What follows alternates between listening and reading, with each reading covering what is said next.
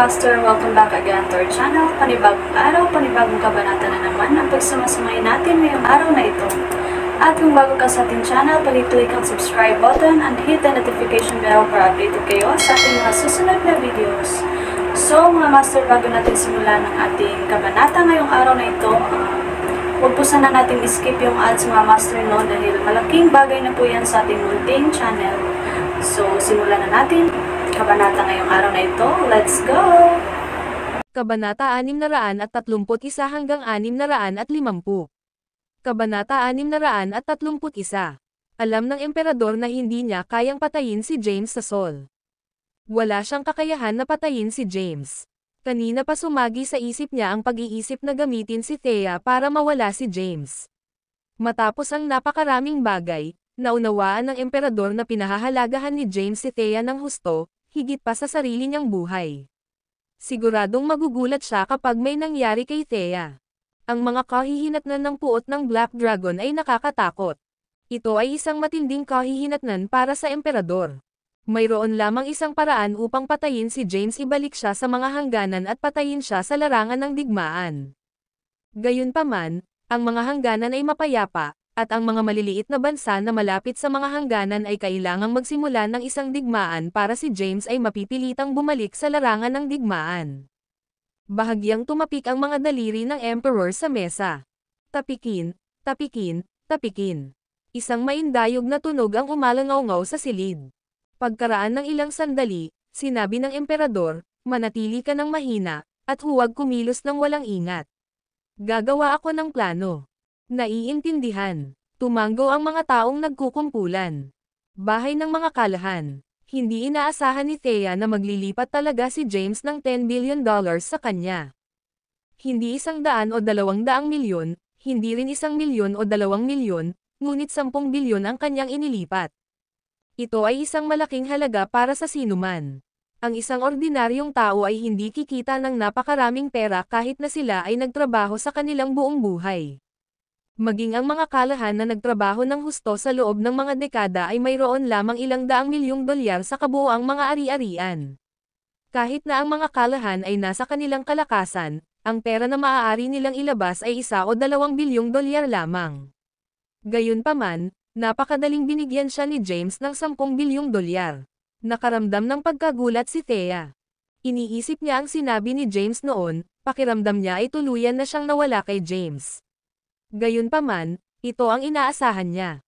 Ngayong naalis na niya si James, may karapatan na siyang ituloy ang kanyang kaligayahan. Thea, how are you planning to spend the money? Sabik na sumulyap si Glades kay Thea. Marahang umiling si Thea. Hindi niya naisip ito. Anong ibig mong sabihin sa pag-iling mo? Tell me, nag-aalalang sabi ni Glades. Maraming pera ang 10 bilyon. Hindi mo ito matatapos kahit gumastos ka ng bonggang-bongga. Paano kung bigyan mo muna ako ng kaunti para sa pag-iingat? Sinubukan ni Glades na dayin si Thea ng pera. Gusto niyang itago ito sa kanyang bulsa para maging ligtas. Ma'am, paano si James? Ang gulo ng isip ni Thea, at hindi siya sigurado kung ano ang gagawin. Sandaling natigilan si Glades. Then, she said disdainfully, humiling na siya kay Zane ng 10 bilyong dolyar. Hindi na siya bibigyan ni Zane ng pera pagkatapos nito. Ang halaga niya ay 10 bilyong ito. Dolyar. Ngayong nasa card mo na, wala na siyang halaga. Dapat makipaghiwalay ka sa kanya at makipaghiwalay. Still, binigay lang niya sa akin yung $10 billion. Hindi ba malupit na hiwalayan ko na lang siya ng ganito? Kumunat ang noo ni Thea. Gusto rin niya ang diborsyo ngunit nadama niya na ito ay magiging hindi patas kay James. Sino ang nagmamalasakit sa malupit o hindi? Masyado kang inosente, Thea. Napakaganda at mayaman ka ngayon. Paano siya karapat-dapat para sa iyo? Hinamak ni Glades si James simula nang sumali siya sa mga kalahan. Kahit $10 billion lang ang ibinigay niya sa kanila, hindi pa rin siya nagustuhan nito. Sa kanya, maswerte lang si James na nailigtas niya ang anak ni Zane. Ang swerte ni James ay dala lahat ni Thea. Kung wala ang kanyang anak na babae, hindi kailanman magkakaroon si James ng gayong magandang kapalaran upang matanggap ang 10 bilyong dolyar na ito. Tawagan siya at hilingin sa kanya na pumunta sa Department of Civil Affairs para lagdaan ang mga dokumento ng diborsyo. Talaga. Nag-alinlangan si Thea. Pagkaraan ng ilang sandali ng pag-iisip tungkol dito, naramdaman din niya na magiging mahirap na ipagpatuloy ang pag-drug sa bagay na iyon. Pinakamabuting makipaghiwalay ng mas maaga at palayain ang sarili ng mas maaga. Pagkatapos ng diborsyo, sa wakas ay magkakaroon siya ng karapatang ituloy ang kanyang kaligayahan. Ang paghabol sa Black Dragon bago makipagdiborsyo ay itinuturing na pagdaraya, at makonsensya siya tungkol dito. Nagmumuni-muni si Thea sa kanyang puso. Sa pagitan ng Black Dragon at James, pinili niya ang una. Kahit bigyan lang siya ni James ng 10 billion. Ang katayuan ni James sa kanyang puso ay mas mababa kaysa sa Black Dragon. Kinuha niya ang phone niya at tinawagan si James. Kensington, isang bar. Hapon noon. Medyo desyerto ang mga bar sa hapon. Bukod sa mga tauhan, kakaunti lang ang mga customer. Ang video na ito ay edited by Urban Storytelling. Kabanata 632. Uminom ng maraming alak si James. Gayunpaman, habang siya ay umiinom, siya ay naging matino. Biglang nag-ring ang phone niya. Kinuha niya ang phone niya sa table at nakita niyang tumatawag si Thea. Sinagot niya ang telepono. Nasaan ka, James? Boses ni Thea ang nanggaling sa kabilang side ng phone. Malamig ang boses niya at walang emosyon. Nahuhulaan pa ni James ang walang pakialam na ekspresyon ni Thea habang kausap siya. Anong meron? May nangyari ba? Mahinang sabi ni James. May mga bagay akong gustong linawin sa iyo. Hindi maginhawa ang pag-usapan sa telepono, kaya dapat nating gawin ito ng harapan. Sige. Hindi na nag-isip si James at pumayag kaagad. Naramdaman din niya na dahil gusto na nilang maghiwalay, mas mainam na matapos ang mga kaukulang pamamaraan sa lalong madaling panahon. Nasaan ka? Pupuntahan kita. Hindi sigurado si James kung saang bar siya naruroon dahil hindi niya tiningnan ang pangalan nang pumasok siya sa loob. Ibinaba niya ang telepono at ipinadala ang lokasyon kay Thea. Matapos matanggap ni Thea ang lokasyon ni James, dali-dali siyang lumabas at pumara ng taxi. Makalipas ang halos kalahating oras, lumabas si Thea sa bar.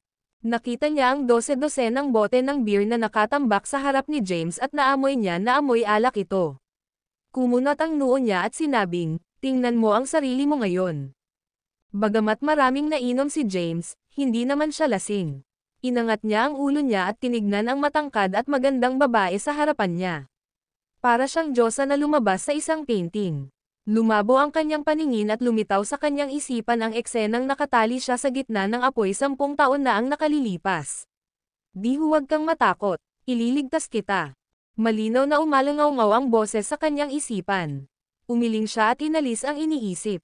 Binigyan niya si Thea ng 10 bilyong dolyar upang bayaran siya para sa biyaya na Nagel iligtas buhay. Hoy, maganda. Paano kung umupo ka para uminom?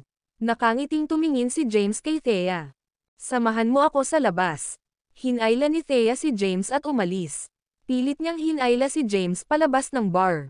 Sa labas ng bar, tingnan mo kung gaano ka unpromising. Hindi ko gagawin ito kung ikaw ay medyo ambisyoso at may kakayahan. Alam mo ba kung ano ang sinasabi ng mga tao tungkol sa iyo? Tinatawag ka nilang basura. Isang matandang lalaki na may lahat ng mga paangunit kasal sa mga kalahan.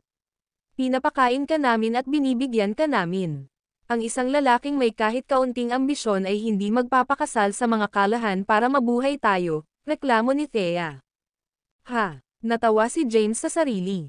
Naaalala mo ba ang itsura mo noon, Thea? Sino pa ba ang nagpapakasal sa iyo maliban sa akin? Sino ang mag-treato sa iyo ng mabuti at gumalang sa iyo tulad ng ginawa ko? Kumunat ang noo ni Thea. Pagkatapos, huminga siya ng malalim. Ayaw niyang isipin ang mga alaalang iyon. Ngayon lang niya nalaman na wala siyang nararamdaman para kay James. Ang kanyang mga iniisip ay inookupahan ng Black Dragon. Kahit na ang Black Dragon ay may Quincy, imposible para sa kanya na kalimutan siya. Pinag-isipan niya itong mabuti nitong nakaraang 2 araw.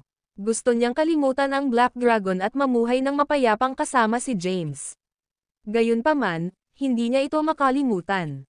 Nabigla siyang isipin ang buong buhay niya kasama ang lalaking hindi niya mahal. Kaya, ang pag-iisip ng diborsyo ay nagsimulang mahayag ng malakas sa kanya. Nang makita siya ng mga tao sa tindahan ng alahas at nagtanong tungkol sa Black Dragon, ipinaliwanag niya ang kanilang relasyon bilang magkaibigan lamang. Gayunpaman, ang katotohanan ay hindi sila kahit na magkaibigan. Gayunpaman, hindi niya malay na umaasa na totoo ang mga sinabi nila sa kanya. Nais niyang maging eksakto sila tulad ng sinabi ng lahat, isang tagmang ginawa sa langit. James, gusto ko ng hiwalayan. Sinulyapan ni Thea si James at seryosong sinabi, nagpapasalamat ako sa pag-aalaga mo sa akin noon. Gayunpaman, wala akong nararamdaman para sa iyo. Dapat tayong maghiwalay ng mapayapa at hindi maghiwalay ng masama. Oo naman. Hindi nag-atubili si James. Tutupad ako sa hiling mo. Sana hindi ka magsisi sa magiging desisyon mo, Thea. Hindi ako magsisisi. Alam ko ang gusto at ayaw ko. Hindi ako masaya sayo. May karapatan akong ituloy ang kaligayahan ko. Ang video na ito ay edited by Urban Storytelling. Kabanata 633.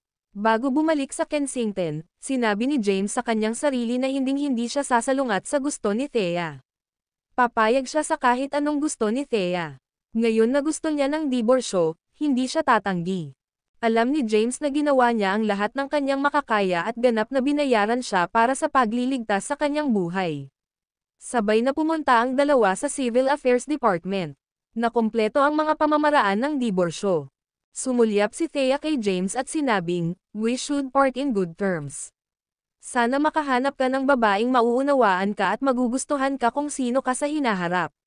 Tungkol naman sa 10 bilyong dolyar na ibinigay mo sa akin, ilang daang milyon ang ililipat ko sa iyo mamaya para hindi ka na mag-alala tungkol sa pera habang buhay. Kinawayan ni James ang kamay at pinutol si Thea. Hindi na kailangan. Binigay ko sayo, kaya sayo. Sinabi ko na sa iyo na wala akong pakialam sa pera. May mga bagay na hindi nabibili ng pera. Pagkatapos magsalita, tumalikod si James at umalis. Tumayo si Thea at pinanood si James na umalis. Nakipag-divorce siya sa wakas. Nakaramdam siya ng ginhawa sa sandaling iyon. Kasabay nito, pakiramdam niya ay may nawalan siya ng mahalagang bagay at medyo walang laman ang kanyang puso. Gayunpaman, hindi niya masyadong inisip ang tungkol dito dahil ang pagkawala ng larwang binili niya at itinago ng ilang sandali ay malamang na magbibigay sa kanya ng parehong pakiramdam ng pagkawala. Lumingon siya sa kabilang direksyon at umalis. Umalis si James, ngunit nangingilid ang mga luha sa kanyang mukha. Siya ay nasa hukbo, patuloy na nakikipaglaban sa larangan ng digmaan sa loob ng 10 taon. Nagbuhos siya ng dugo ngunit ni minsan ay hindi siya lumuha. Gayunpaman, ang mga luha ay hindi mapigilan. Nitong mga nakaraang buwan, na-in-love siya kay Thea. Si Thea ang priority niya at lahat sa kanya. Ngayong naging lahat na si Thea, pinili niyang iwan siya. Ayaw niyang pilitin siya at nagpa siya na siyang pakawalan.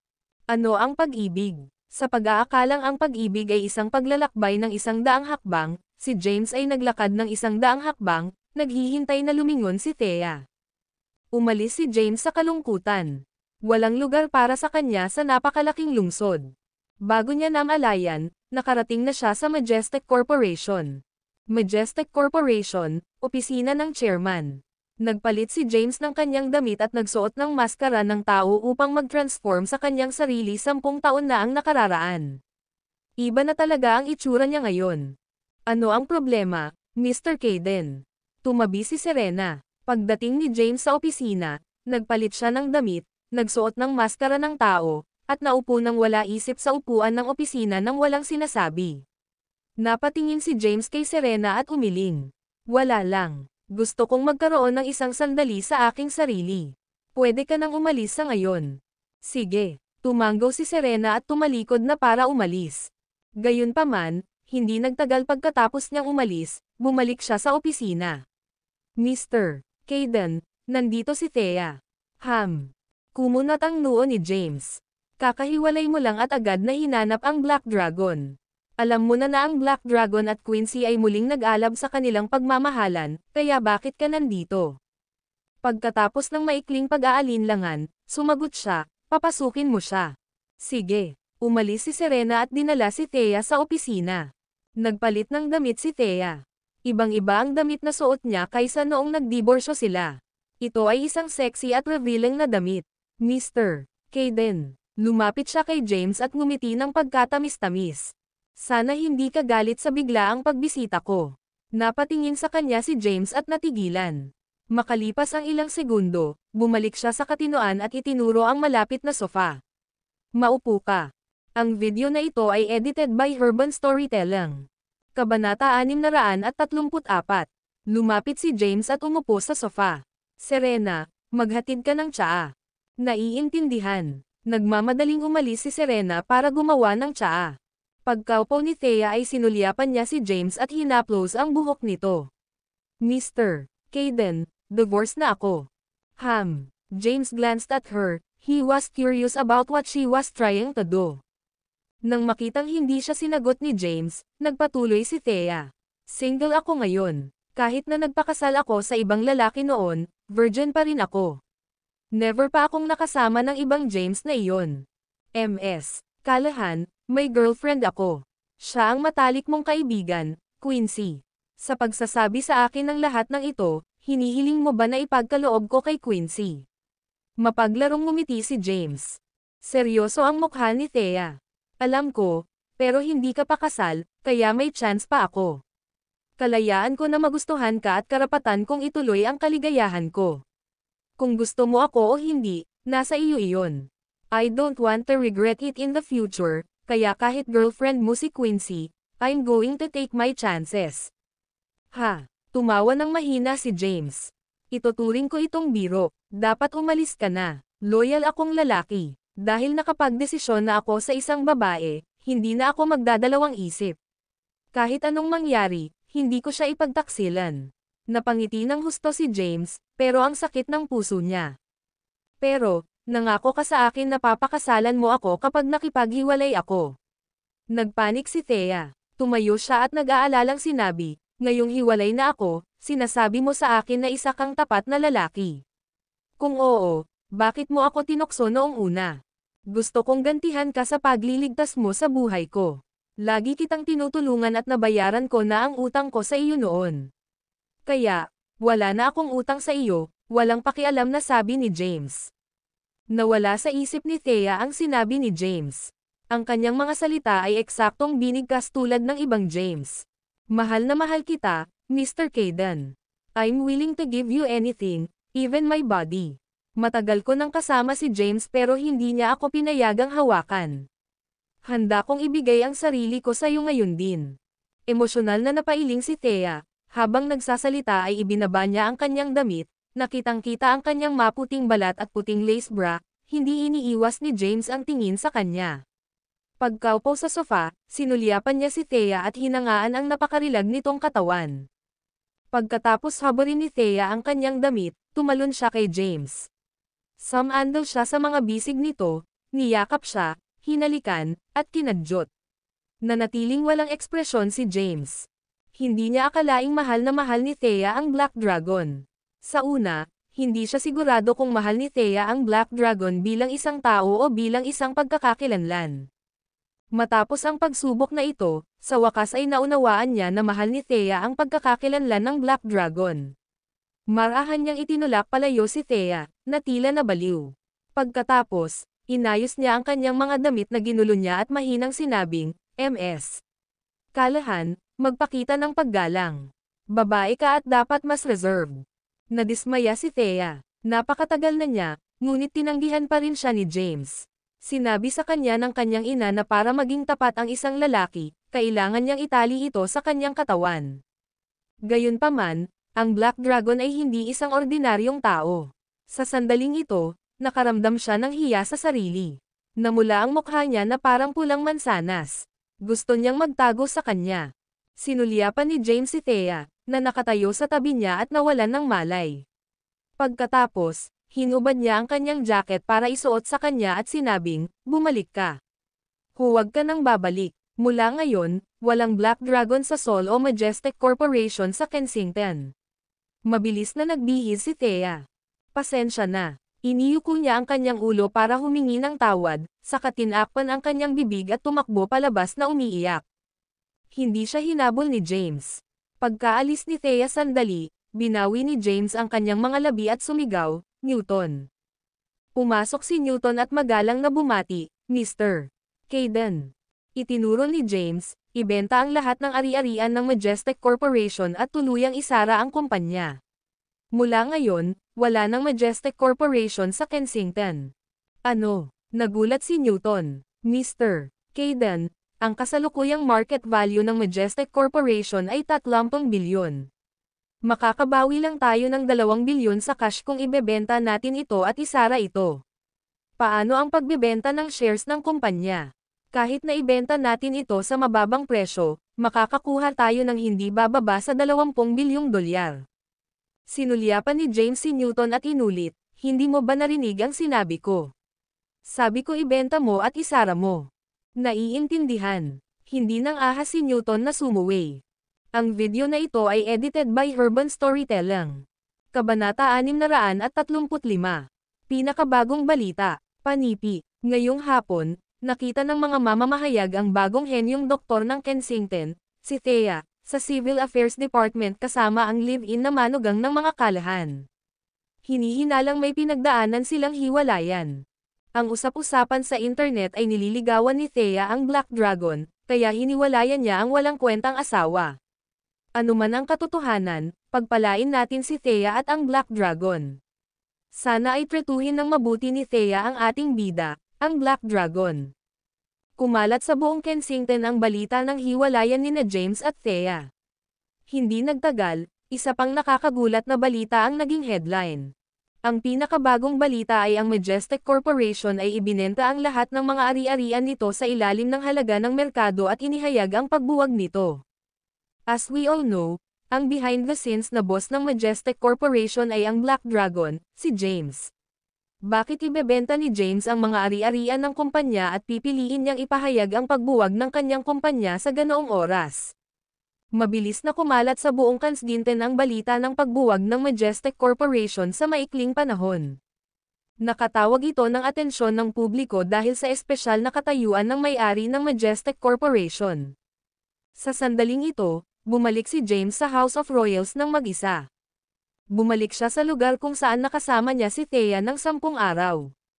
Ang pagtrato kay Thea sa lugar na ito ay ang 10 pinakamasayang araw ng kanyang buhay. Nakaupo si James sa sofa at nakatitig sa malapalasyong House of Royals. Biglang nag-ring ang phone niya. Sinulyapan ito ni James at nakitang si Quincy pala ang tumatawag. Sinagot niya ang telepono. Anong ginagawa mo, James? Ang boses ni Quincy ay nanggaling sa kabilang dulo ng telepono. Mahinahong sumagot si James, "What do you mean?" Kumakalat ngayon ang balita ng hiwalayan niyo ni Thea at ang pagbuwag sa Majestic Corporation.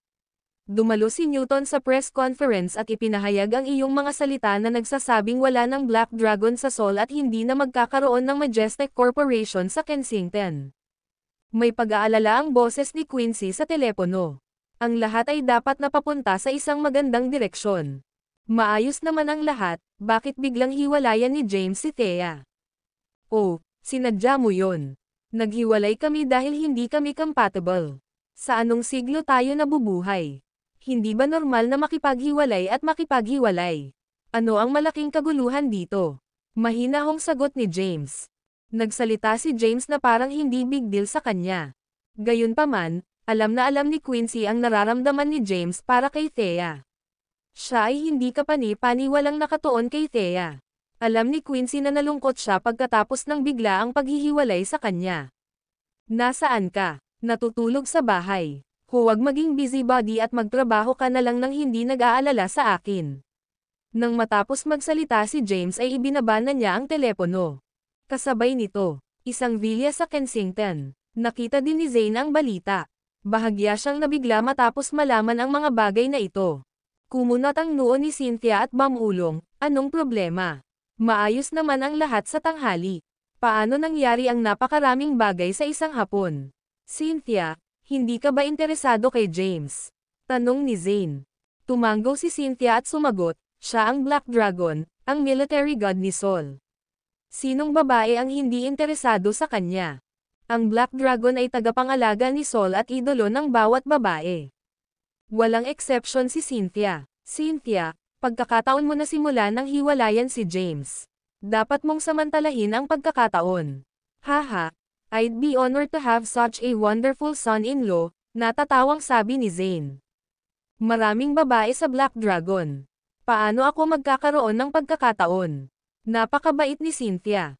Sige lang subukan mo. Hindi nakikialam si Dad sa negosyo mo. Nahulog sa malalim na pag-iisip si Cynthia. Si James ay nagkaroon ng diborsyo, at ito nga ang kanyang pagkakataon. Ang capital, isang apartment. Nena si Tiara habang nakaupo sa sofa. Pagkatapos bumalik mula sa Kensington, hindi na siya makapag-concentrate sa anumang bagay.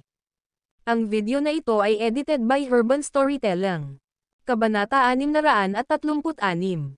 Ang kanyang isip ay abala sa lalaking iyon na kumuha sa kanyang katawan ang itim na dragon, hindi niya ito makakalimutan. Bigla niyang nakita ang balita na ipinalabas sa telebisyon. Ano? Bulalas ni Tiara. Anong problema, Tiara? Lumabas si Zygmunt sa pag-aaral at hindi maiwasang magtanong. Tatay, ang Black Dragon ay diborsyado. Tuwang-tuwang sigaw ni Tiara at itinuro ang balitang ipinapalabas sa telebisyon. Tingnan mo, ang hiwalayan ni Thea at James at ang pagbuwag ng Majestic Corporation ay ipinapalabas sa balita ngayon. Tiara, kalimutan mo na siya. Iba ang landas mo sa kanya. Tatay, paano ko siya makakalimutan pagkatapos ng lahat ng nangyari? Dad, bigyan mo ako ng pera. I want to buy a ticket to Kensington to pursue my happiness, naluluhang sabi ni Tiara. Hindi alam ni Zygmunt kung ano ang gagawin sa kanya. Sa huli, sumuko siya at tumango. Sige, maglilipat ako ng pera sa iyo. Ang labas ng mundo ay isang ganap na gulo. Kumalat na parang apoy ang tsismis tungkol sa hiwalayan ni Thea at ng Black Dragon. Ang pangunahing pinagtutuunan ng pansin ay ang mga salitang binigkas ni Newton, hindi na magkakaroon ng Black Dragon of Sol o Majestic Corporation sa Kensington. Ang pangungusap na ito ay nagdulot ng malaking kaguluhan sa publiko. Samantala, pinatay ni James ang kanyang telepono matapos tawagan si Ronald para mangolekta ng ebidensya ng asawa ni Zion na si Louisa. Pagkatapos, nakatulog siya ng mahimbing sa House of Royals. Kumalat ang tsismis ng Black Dragon sa buong Sol sa isang gabi. Kasabay nito, sa isang partikular na bansa sa mga hangganan ng Southern Plain. Ang bansang ito ay Ishkebar. Ang Ishkebar ay may medyo malawak na lupain ngunit mas mababa ito sa Sol. Ishkebar, isang lihim na opisina. Isang maimpluwensyang tao ng Ishkebar ang nakipagpulong sa isa sa mga commander ni Sol. Commander, inilalagay mo ako sa isang napakahirap na lugar. Alam mo ba kung magkano ang magagastos para magsimula ng digmaan? Pablo, dapat alam mo kung sino ang lihim na tumulong sa iyo sa posisyon mo ngayon. Maaari kitang ilagay sa itaas at madali din kitang hilahin pababa. Alam ko, ngunit Commander, ito ay masyadong maraming upang itanong. Ang commander ay walang iba kundi ang Emperor, ang pinuno ng 5 commander ni Sol at ang commander ng Red Flame Army sa kabisera. Ikinaway ng Emperor ang kanyang kamay at sumagot, magkakaroon ng 28 bansa mula sa mga hangganan na maglulunsad ng pag-atake sa Southern Plains. Sa pagkakataong ito, hindi lang ang Ishkebar ang magiging bansang lalahok sa digmaang ito. Magkakaroon din ng ibang bansa. Mag-standby ka lang. Pagkaraan ng 3 araw, ang mga hukbo mula sa 28 bansa ay maglulunsad ng pag-atake sa Southern Plains City.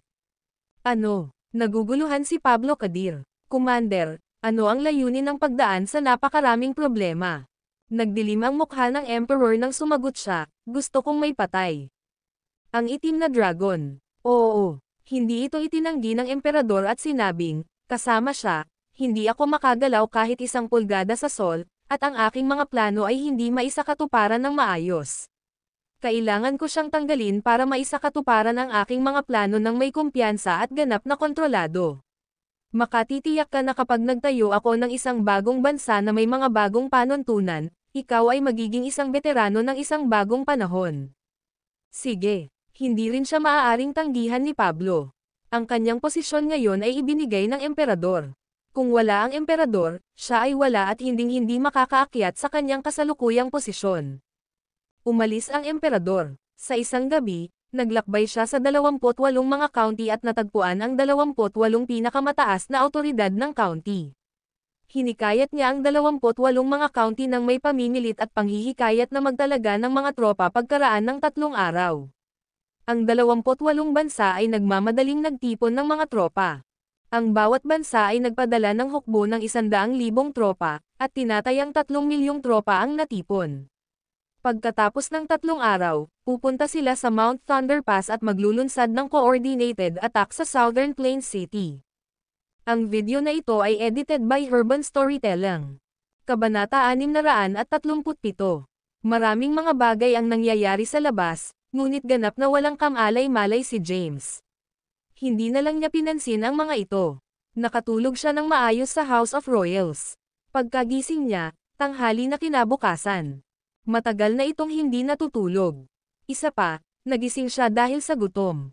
Mas mahaba ang tulog niya kung hindi dahil nagising siya sa gutom. Nagbihis siya at lumabas nang hindi man lang nag-ahit ng balbas. Paglabas niya ng House of Royals, nakita niyang may naghihintay sa labas ng pinto. Isa itong matangkad na babae na may mahabang buhok sa likod na nakasuot ng maikling puting damit. Zara. Bahagyang natigilan si James. Lumapit siya at nagtanong, bakit ka nandito? Dumating si Zara ng madaling araw at naghintay ng matagal. Nang marinig ang boses ni James, lumingon siya at nakangiting sinabi, "The whole world is talking about your affairs. Alam kong mapupunta ka sa House of Royals. Anong meron? May kailangan ka ba?" Kayo ni Thea. Ikinaway ni James ang kanyang mga kamay at pinutol siya. Walang pakialam na sabi niya, tapos na tayo. Huwag mo nang banggitin pa. Bumalik ka sa trabaho kung wala kang gagawin. Tumalikod na si James at umalis. Hinabol siya ni Zara at sumigaw, "Anong ginagawa mo, James? Gusto ni Thea ang Black Dragon. Ikaw ang Black Dragon, kaya hindi ito itinuturing na pagdaraya. Bakit hindi mo siya bigyan ng pagkakataon? Bakit hindi mo subukan? Kasama siya bilang Black Dragon. Hindi na iyon kakailanganin." Huminga ng malalim si James. Ang Black Dragon at isa sa 5 commander ay mababaw lamang na mga titulo. Itinapon ang lahat ng mga titulong ito, siya ay si James lamang. Ang taong nasa harap ni Thea ay ang totoong siya. Ito ang pinaka-genuine side niya.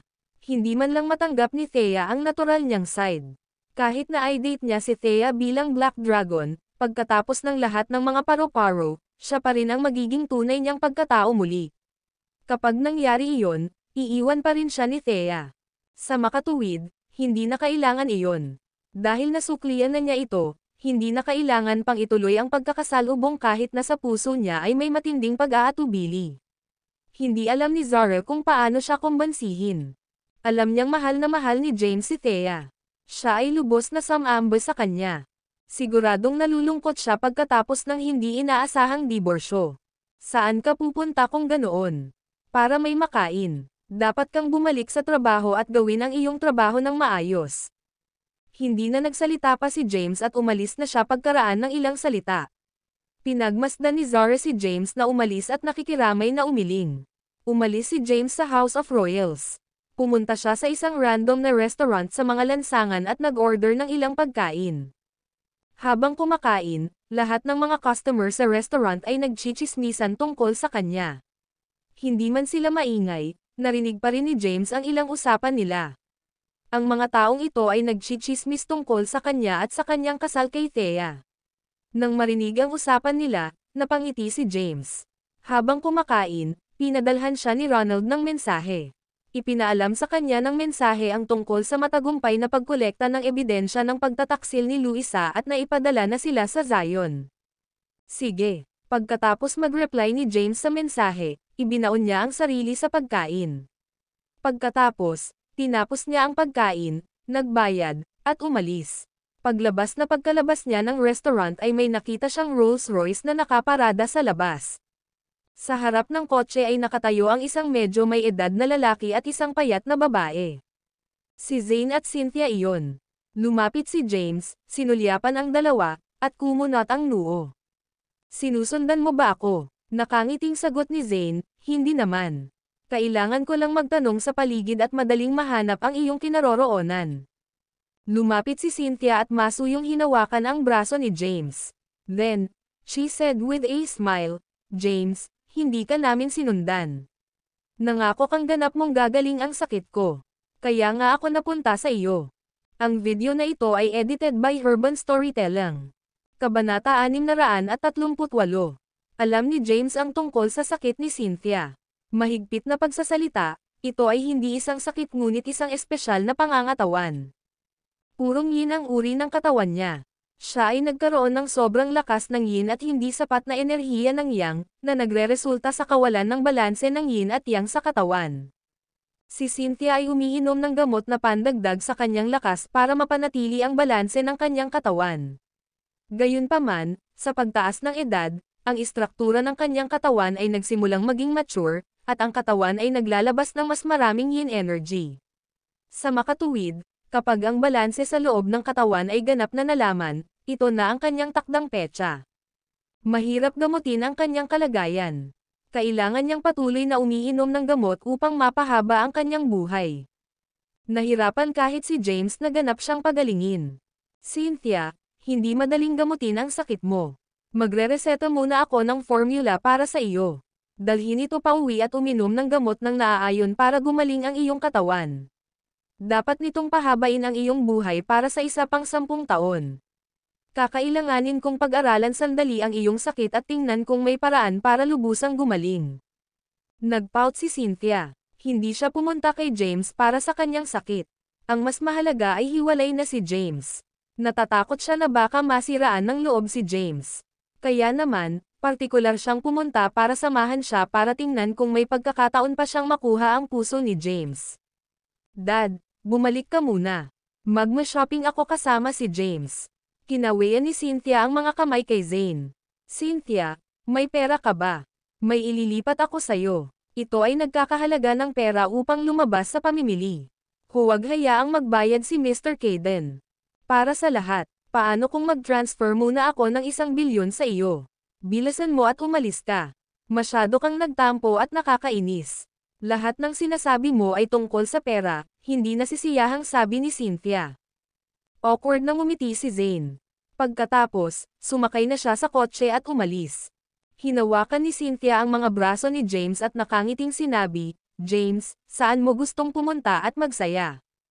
Marahang itinulak ni James ang mga kamay ni Cynthia at sinabing, hindi tayo magkakilala, kaya huwag kang kumilos ng hindi naaangkop sa akin. Wala akong gustong puntahan. Ibigay sa akin ang iyong numero ng telepono, at ipapadala ko sa iyo ang formula. May iba pa akong gagawin at wala akong oras para samahan ka. Huwag kang masyadong malamig, James, nakangusong sabi ni Cynthia. Hindi, may gagawin talaga ako. Mabuti, walang choice si Cynthia at basta na lang binigay ang number niya. Kabisado ito ni James at tumango habang sinasabi, sige, kabisado ko ito. Pag-aaralan ko ito saglit at ipapadala sa iyo ang iniresetang formula ngayong gabi. Pagkatapos magsalita, tumalikod si James at umalis. Sinundan siya ni Cynthia at nagpumilit, James, saan ka pupunta? Sasama ako sayo. Wala naman akong gagawin eh. At saka, wala akong kakilala sa Kensington. Namamatay ako sa boredom. Hindi alam ni James kung saan siya pupunta. Bago niya hiwalayan si Thea, babalik na sana siya sa bahay ng mga kalahan. Pagkatapos ng diborsyo, pakiramdam niya ay nawalan siya ng tahanan. Wala na siyang babalikan at wala na siyang matutuluyan. Nag-isip sandali si James at sumagot, pupunta ako sa Antique Street. May treasure map ang kanyang pamilya, ang Moonlit Flowers on Cliffside's Edge. Ang mapa ay nawala 10 taon na ang nakalilipas. Ang mga Xaviers, ang tanging taong nakakaalam tungkol sa kinaroroonan ng mapa, ay matagal nang namatay. Ngayon, sa wakas ay nagkaroon ng bagong clone na ang mga nilalaman mula sa treasure chest na nahukay mula sa sinaunang puntod ng Prince of Orchid Mountain ay maaaring magbukas ng mga lihim na nakatago sa Moonlit Flowers sa Cliffside's Edge. Gayunpaman, hindi alam kung sino ang nagpakalat ng impormasyon. Nakuha ni James ang impormasyon mula sa Underground Intelligence Network ni Jake na ang treasure chest ay inilipat sa Kensington at lumitaw sa Sovereign Antique Shop sa Antique Street. Sa panahong ito, si Thea ang sentro ng focus ni James. Kaya, hindi siya kailanman nag-imbestiga ng maayos. Dahil wala naman siyang gagawin, binalak niyang tingnan. Mahilig ka sa mga antique, James. Ako din. I'll go with you, nakangiting sabi ni Cynthia. Pagkatapos, Muli niyang hinawakan ang mga braso ni James at isinandal ang buong katawan kay James, na tila gustong maging ganap na kasama niya. Muling itinulak ni James ang mga kamay ni Cynthia. Ang daming nakatingin. Huwag kang ganyan. Dapat mas reserved ang mga babae. Hindi na kailangang magpareserba sa harap mo, James, nakangiting sabi ni Cynthia. You should go back if you're going to keep acting like this, mahigpit na saway ni James sa kanya. Pagkarinig nito ay agad na umayo si Cynthia at binitawan ang kanyang mga kamay. Tumabi ito sa kanya at tumango, fine. Hindi kita hahawakan. Huminga ng malalim si James. Ang mga batang babae sa edad na ito ay masyadong matapang. Malapit silang kumilos sa isang lalaki na ilang beses pa lang nilang nakilala. Hindi ba sila makitulog sa isang lalaki kung magkikita pa sila ng ilang beses? Isip ni James. Ang video na ito ay edited by Urban Storytelling. Kabanata 639. Ang Kensington ay isang sinaunang kultural na kabisera na may mahabang kasaysayan. Dati itong kabisera ng 8 dinastiya noong nakaraan. Ang Medical Street ay ang atraksyon ng Kensington. Bukod dito, mayroon ding Antique Street. Ang Antique Street ay isa ring buhay na lugar. Mayroong daan-daang mga anti-gang tindahan na matatagpuan sa kalye. Ang ilan ay mga siglong lumang tindahan. Sabay na dumating sina James at Cynthia sa Antique Street. Ang mga kalye ay puno ng mga stall. Maraming mga antique at painting ang nakadisplay sa mga stall na ito. Ang ilang mga customer ay nag-squat sa lupa at maingat na pumili ng mga produkto, umaasa na makuha ang pinakamahusay na deal. James, marami ka bang alam tungkol sa mga antique? Tanong ni Cynthia habang sinusundan si James at pinagmamasdan ang mga kalsada. Umiling si James. Hindi. Siya ay nasa hukbo sa loob ng 10 taon. Ang tanging ginawa niya ay espesyal na pagsasanay araw-araw. Ang tanging kinakaharap niya sa nakaraan ay mga sandata na mamamatay tao. Kaya naman, hindi pa siya nakatagpo ng mga antigo noon. Nakangiting paliwanag ni Cynthia, maraming unethical sa mga anti-gang transaksyon. Halos 79% ng mga maglalako na nagtatayo ng mga stall sa mga lansangan na ito ay nagbebenta ng mga pekeng produkto. Tina-target nila ang mga walang pangunawa sa mga antik. Ang mga tunay na bagay ay kadalasang nasa mga auction, hindi sa mga street stall na ito. Siyempre, may ilang mga anti-gang tindahan na nagbebenta ng ilang magagandang bagay. Si Cynthia ay mula sa isang mayamang pamilya at may malawak na pangunawa sa mga antik. Matyaga niyang ipinaliwanag ito kay James dahil naisip niyang pumunta si James sa lugar dahil interesado ito sa mga antik. Gayunpaman, hindi interesado si James sa mga ito. Kaya naman, nakinig siya ng walang pag-iisip. Hindi nagtagal, nakarating na sila sa Sovereign Antique Shop. Ang tindahan ay may maraming taon ng kasaysayan at medyo kilala sa Antique Street. Ang tindahan ay may 2 palapag, bawat isa ay umaabot sa higit sa 500 metro kwadrado. Pumasok si James sa shop, pagkapasok nila ay may isang matandang nakasuot ng suit ang lumapit at bumati sa kanila. Bata, tumingin ka sa paligid. Hindi ko ibig sabihin na magyabang, ngunit ang mga gamit sa aking anti-gang tindahan ay lahat ng mataas na kalidad. Ano man ang hinahanap mong mga antigo ng dynasty, tiyak na makikita mo sa aking tindahan. Nagsimulang ay advertise ng matanda ang kanyang tindahan. Nilaibat ni James ang paligid ng shop. Maraming tao ang maingat na naghahanap ng mga anti-gang bagay na nakalulugod sa kanila. Nilinggan muli ni James ang matanda. Mula sa impormasyong nakuha niya, ang may-ari ng tindahan ay tinawag na Yuri at mga 40 taong gulang. Maliwanag, hindi ang lalaking ito ang may-ari. Si Yuri ay ang subordinate ng commander ng hukbo ng Red Flame, ang Emperor. Ang lalaking umatake sa gang ni Scarlet at nagnakaw ng treasure chest sa sinaunang puntod ng Prince of Orchid Mountain ay tinawag na Floyd. Siya ay isang napakasama at makapangyarihang tao sa mundo ng kriminal. Si Floyd ay nagtatrabaho din sa ilalim ng emperador. Ayon sa intel, dinala ni Floyd ang treasure chest sa Sovereign Antique Shop at nakipagkita kay Yuri.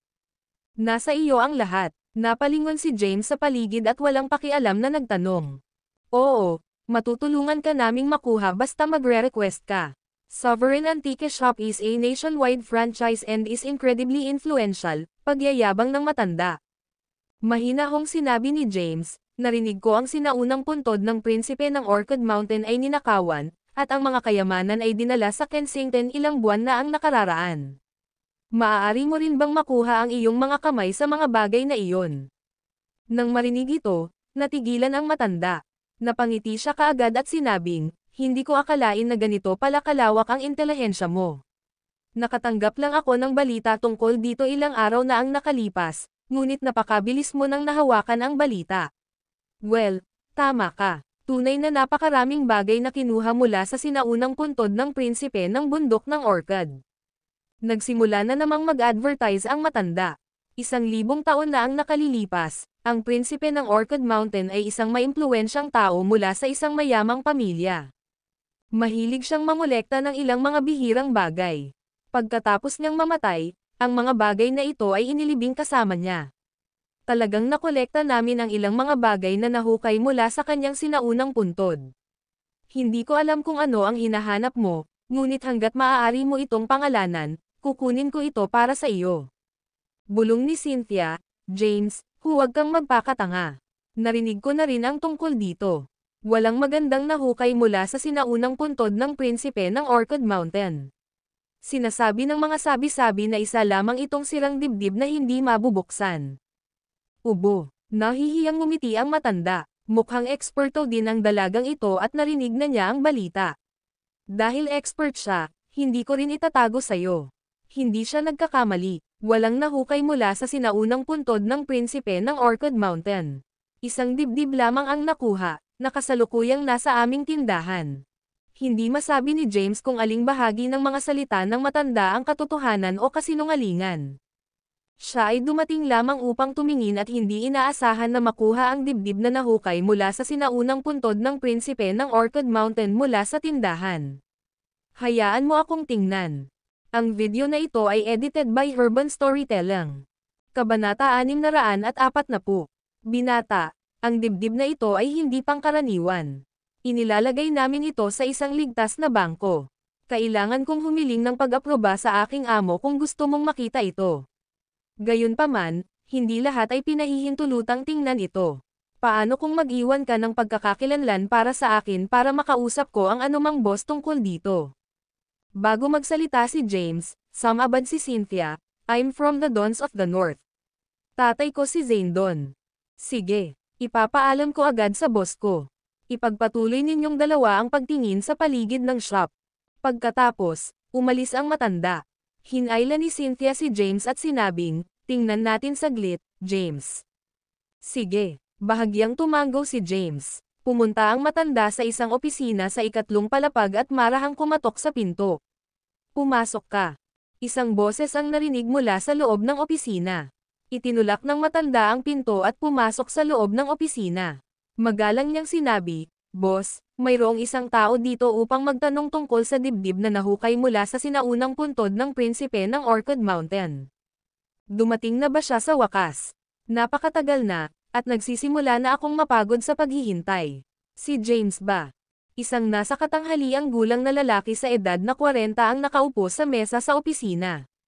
Nang marinig niya ang balita, nakangiti siyang tumingin sa matandang nakatayo sa tabi niya.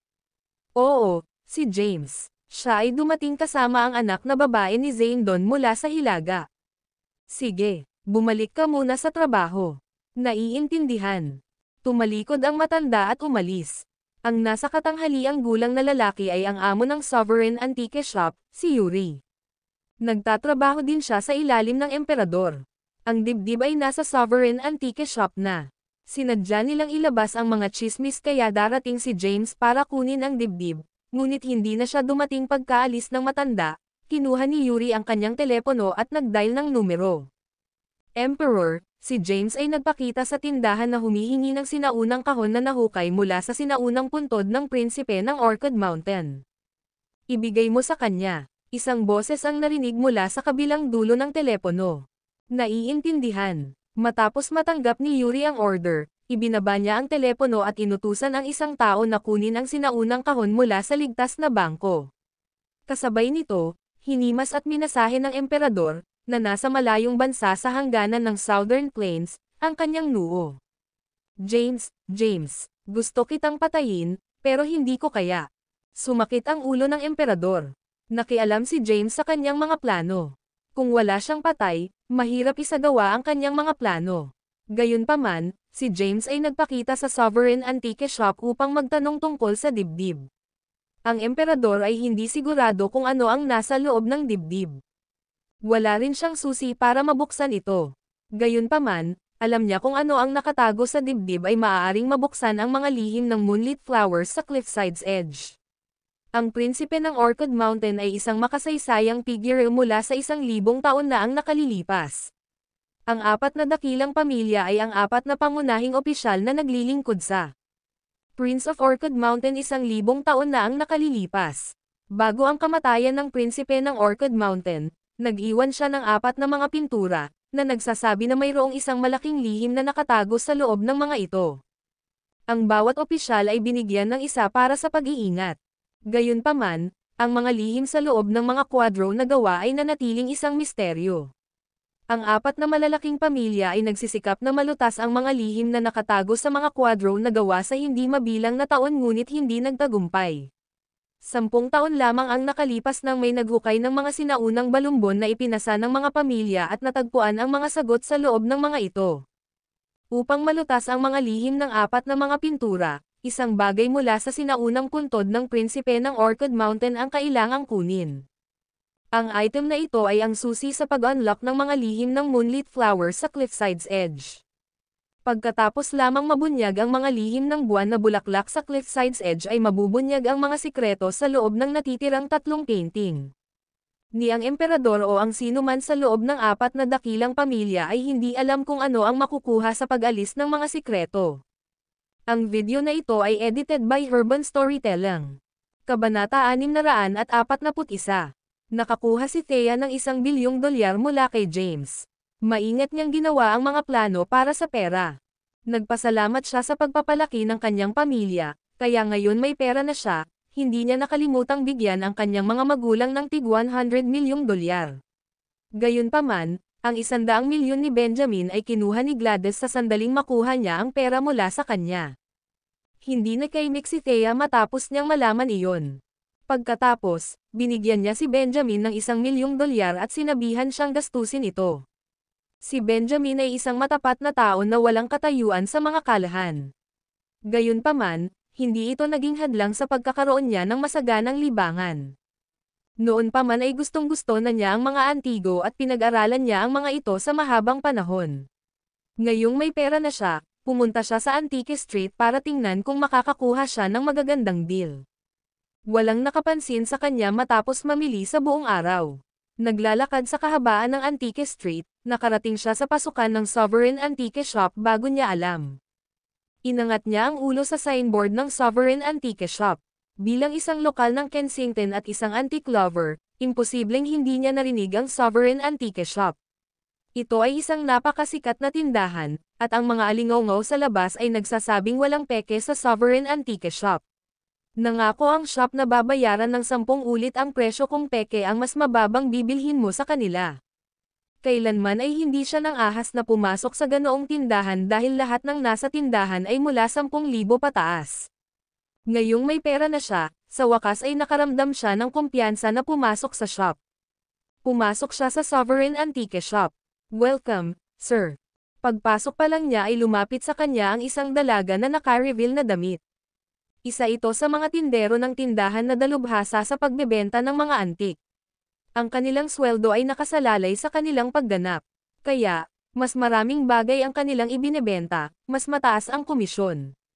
Ang sexing ginang ay mga 25 o 26 na taong gulang. Nakasuot siya ng pulang damit na medyo maikli, hanggang sa ibaba lamang ng kanyang mga hita na tuluyang tumambad sa kanyang mahahabang balingkinitang binti. "Sir, ano pong hinahanap nyo? Porcelain o painting?" Lumapit ang dalaga kay Benjamin at ikinawit ang mga braso nito.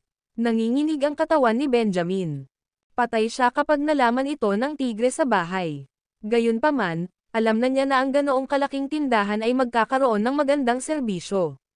Binati ng magagandang babae ang mga customer sa loob ng tindahan, at matagumpay na mga paghahatid, papayagan ang mga customer na dinadala sila sa labas. "Titingnan ko lang ang paligid," nauutol na sabi ni Benjamin dahil sa kaba.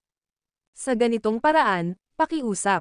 Dinala ng dalaga si Benjamin sa isang sulok ng tindahan ng antik at ipinakilala ang mga produkto. Ang mga antik sa taong ito ay nagmula sa taong 1600 hanggang sa unang taon ng 1900. Ang mga presyo ay hindi masyadong mahal, mula sa 10,000 hanggang 100,000. Napaka-propesyonal ng dalaga at matieg ang ipinakilala ang mga produkto. Alam niya ang pinagmulan at halaga ng bawat antik. Gayunpaman, mukhang hindi nasisiyahan si Benjamin. Maya-maya, dinala ng dalaga si Benjamin sa ikalawang palapag. Itinuro niya ang isang lugar at sinabing, lahat doon ay mga antigo mula sa 600 AD hanggang 900 AD. Medyo mas mahal ang mga ito at may mataas na halaga ng koleksyon. Itinuro niya ang isang jade plate at nag-advertise, iyon ay dating sa isang royal family. Dati ito ay kayamanan ng hari. Kahit na pagkaraan ng napakaraming taon, napanatili nito ang malinaw na hitsura. Ang pangalan ng dalaga ay si Jasmine Scott. Siya ay medyo mapagmasid at napansin na si Benjamin ay interesado sa mga bagay na may kaugnayan sa jade sa daan. Kaya naman, sinasadya niyang ibinebenta sa kanya ang jade plate. Ang jade plate na ito ay naibenta ng higit sa $1,000,000 noong isang taon. Gayunpaman, sa loob lamang ng isang taon, ito ay tumaas sa higit sa $3,000,000. Ang kasalukuyang presyo ay $3,800,000. Tiyak na tataas ang halaga sa loob ng ilang taon, at hindi magiging problema na ibenta ito ng higit sa 4 hanggang $5,000,000. Talaga? Curious na tanong ni Benjamin. Siyempre, lahat ng bagay sa tindahang ito ay na-certify ng mga profesional na eksperto, at lahat ay may resulta ng pagpapatunay. Nag-aalok kami ng ilang beses na kabayaran kung anumang bibilhin mo ay natuklasang, kaya't makatitiyak ka. Pwede ko bang tingnan ito? Napatitig si Benjamin sa crystal clear jade plate sa counter. Talagang interesado siya sa jade plate na, sure.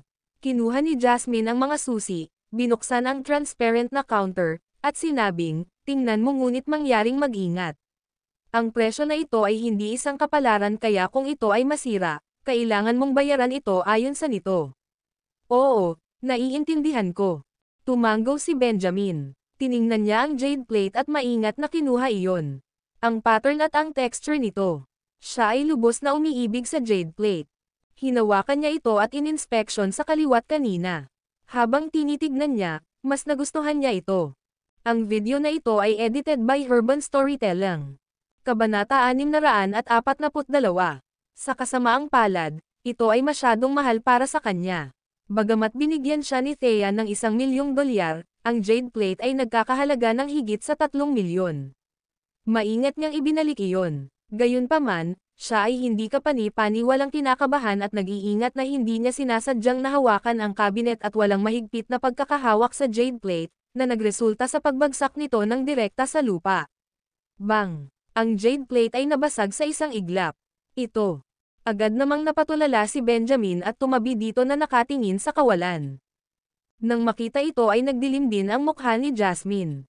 Galit na saway nito sa kanya, Sir, I already reminded you to be careful. Kailangan mong bayaran kami ayon sa presyo ng pagbebenta kung masira mo ito. Ay, sorry. Hindi ko sinasadyang iwan ito. Patuloy na humingi ng tawad si Benjamin. Makakatulong ba ang paghingi ng tawad? Ito ay nagkakahalaga ng $3,800,000. Dapat mong bayaran kami ayon sa presyo. Kung hindi, hindi ka makakaalis sa shop namin ngayon. Malamig na banta sa kanya ni Jasmine at agad na kinuha ang kanyang telepono para tawagan ang amo ng Sovereign Antique Shop. Sir, aksidenteng nabasag ng isang panauhin ang isang jade plate mula 600 AD hanggang 900 AD na lugar. Pagkatapos tumawag, tumabi siya at malamig na tinitigan ang maputlang mukha ni Benjamin. Si Benjamin ay wala sa isip, at siya ay ganap na nawala. Maya-maya, dumating ang amo na si Yuri. May ilang maskuladong lalaki ang kasama niya. Sir, dapat alam mo na ang rules. Sinira mo ito, binabayaran mo ayon sa presyo ng pagbebenta nito. Ang jade plate na ito ay kabilang sa 600 AD hanggang 900 AD at nagkakahalaga ng 3,800,000. Hindi kita mahihirapan at bibigyan kita ng discount. Kakailanganin mo lamang magbayad ng $3,500,000 at maaari mong ibalik ang mga fragment na ito upang ayusin ng isang eksperto. Bagamat hindi na ito aabot ng 300,000,000, maaari mo pa ring ibenta ito ng 2 milyong dolyar. Sir, hindi ko po sinasadya. Hindi ko naman talaga sinasadya. Wala akong pera. Wala kang pera. Nagdilim ang mukha ni Yuri, at napaatras siya ng ilang hakbang. Agad namang humakbang ang maskuladong si Meng sa likod niya. Utos ni Yuri, bugbugin mo siya. Mag-uusap kami pagkatapos niyang bugbugin. Tsaka wag mo siyang patulan dito. Kalagkarin mo siya pababa at bugbugin siya sa mga lansangan bilang babala sa iba. Pilit na hinayla pababa ng hagdan si Benjamin ng 2 malalakas na lalaki. Sir, hindi ko po sinasadya. Hindi ko naman talaga sinasadya. Please just let me go, sigaw ni Benjamin. Unang palapag, lounge area. Matagal nang naghihintay si James ngunit hindi pa naibibigay sa kanya ang dibdib na hiniling niya. Hindi naman siya nagmamadali kaya sumandal siya sa sofa at tahimik na humihit-hit ng sigarilyo. Sa sandaling ito, nakita niya ang 2 malalakas na lalaki na kinaladkad ang isang nasa katanghaliang gulang na lalaki pababa mula sa ikalawang palapag ng direkta sa mga lansangan. Nagsusumamo sa kanila ang nasa katanghaliang gulang na lalaki. Nang makita kung sino iyon, kumunat ang noo ni James. Bakit nandito si Benjamin? Sa pagkakaalam niya, walang silbi si Benjamin at walang katayuan sa mga kalahan. Hindi siya nang ahas na pabulaanan ang isang salitang sinabi ni Gladys. Cynthia, upo ka muna dito. Lalabas ako para tingnan. Tumayo si James at lumabas ng shop. Na-curious naman si Cynthia at sinundan siya. Sa mga lansangan, si Benjamin ay itinapon sa lupa at nagpakawala ng mapanglo na hiyaw habang siya ay sinuntok at sinipa.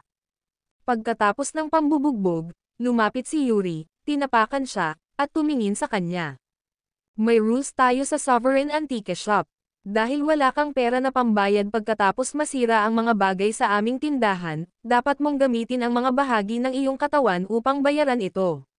Ito ay isang patakaran na alam ng lahat. Sabihin mo sa akin, gusto mo bang panatilihin ang iyong mga kamay o binti? Ang eksenang ito ay nakakuha ng atensyon ng maraming taong dumaraan. Sino ang taong ito? Paano siya magiging pabaya at masira ang isang bagay sa Sovereign Antique Shop? Sino ang nagbigay sa kanya ng lakas ng loob na pumasok ng walang pera?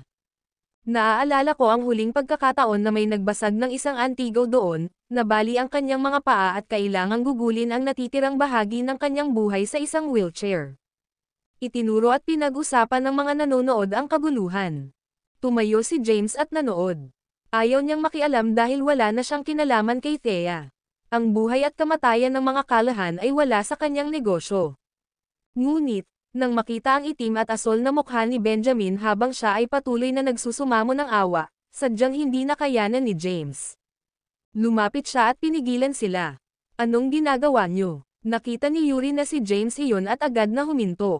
Lumingon siya kay James at nakangiting sinabi, nasira niya ang isang antik at tindahan pero walang pambayad. Ayon sa aming mga patakaran. Nang makitang ang binugbog ay ang ama ni Thea, humakbang din si Cynthia at sinabing, magkano? Babayaran ko ito. Ang video na ito ay edited by Urban Storytelling. Kabanata 643. Lumapit si Cynthia at tinulungan si Benjamin na makabangon mula sa lupa. Tito, okay ka lang ba? Tanong niya na may pag-aalala. Si Benjamin ay binugbog hanggang sa maging itim at asol ang kanyang mukha, na may dugong umaagos mula sa gilid ng kanyang bibig. Hindi. Ayos lang ako, umiling si Benjamin at sumagot. Napangiti si Yuri. Since Ms. Don is willing to pay for him, everything is resolved. Pagkatapos, lumingon siya kay Benjamin at sinabing, maligo ka. James. Tumingin si Benjamin kay James at nag-aalangan siyang magsalita. May gusto siyang sabihin pero nilunok niya ang mga salita. Hindi na anak-in-law si James simula nang hiwalayan na niya si Thea. Sinulyapan siya ni James at lumingon kay Cynthia. Bakit mo siya binabayaran? Marami ka bang pera? May pera ang mga kalahan at hindi nila kailangan ng ilang milyong dolyar mo, sabi ni James.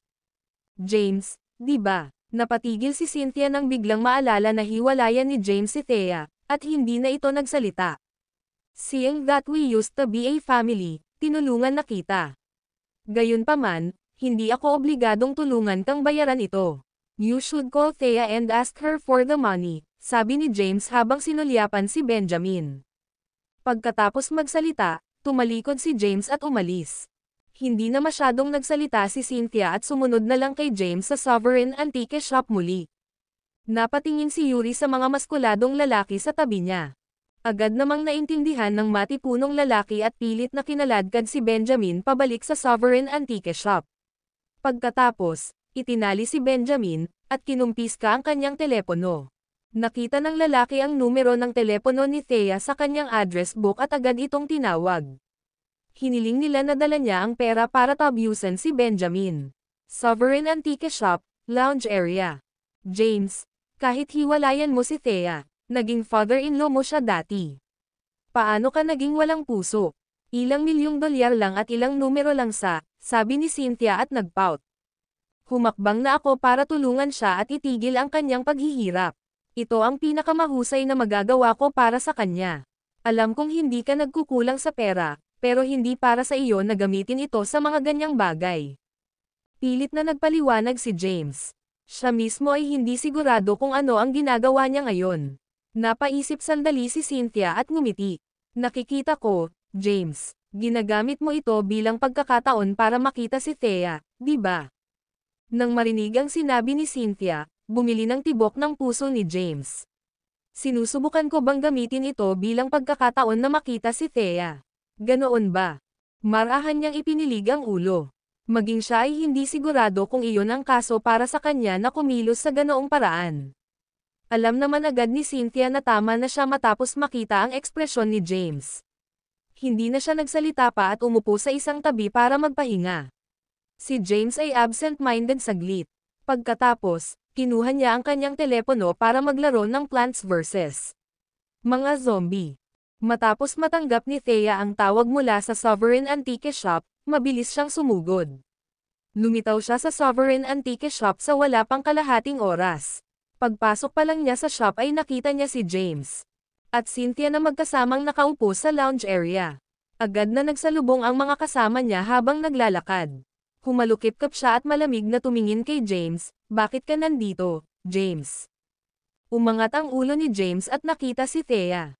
Pagkatapos yumaman, binago ni Thea ang sarili. Nakasuot siya ng mga sikat na brand at nagradiated ng charismatic aura ng isang marangal na babae. Bakit hindi ako pwede dito? Casual na sagot ni James. Sinulyapan ni Thea si Cynthia, na nasa tabi ni James, at nginisyan, ang bilis mo talaga. Sa sandaling nakipaghiwalay ka, nakahanap ka na ng ibang babae. Matagal mo na sigurong gusto ang hiwalayan, di ba? Huwag kang ang magsalita ng ganyan, Thea. I'm not in that kind of relationship with James. Tumayo si Cynthia at nagpaliwanag. Tumahimik ka. Si James ang kausap ko. Sino ka para makialam? Galit na sigaw ni Thea. Walang respeto si Thea kay Cynthia. Hindi siya nag-abalang magsalita ng matino, kahit na ang spoiled at treasured na anak ni Zane ang kausap niya. Hindi siya sigurado sa dahilan ng kanyang mga aksyon. Gayunpaman, hindi siya komportable nang makita si James na may kasamang ibang babae. Marahil, selos iyon. Naiinggit siya na nagkakasundo si James kay Cynthia at mamanahin niya ang yaman at ari-arian ni Zane. Hindi nasisiyahan si James sa kanyang inasal. Thea, naprovoke ba siya o nasaktan ka? Anong meron? Sinusubukan mo bang protektahan siya? Ilang salita lang ang nasabi ko, at sabik na sabik kang magsalita para sa kanya. Ngumisi si Thea. Ang video na ito ay edited by Urban Storytelling. Kabanata 644. Nanggugulo ka ng walang dahilan. Tinatamad akong makipag-usap sa'yo. Nagsindi ng sigarilyo si James at hindi pinansin si Thea. Sa sandaling ito, dinala ni Yuri si Benjamin sa kanila. Thea, nabasag ng tatay mo ang isang jade plate mula 600 AD hanggang 900 AD na nagkakahalaga ng 3,800,000 dolyar. Bibigyan kita ng discount. Ito ay magiging 3,500,000 dolyar para dito. Pagkatapos, maaari mong kunin ang iyong ama. Galit na galit si Thea nang makita ang bagbog na hitsura ni Benjamin habang hila-hila siya ng ilang maskuladong lalaki.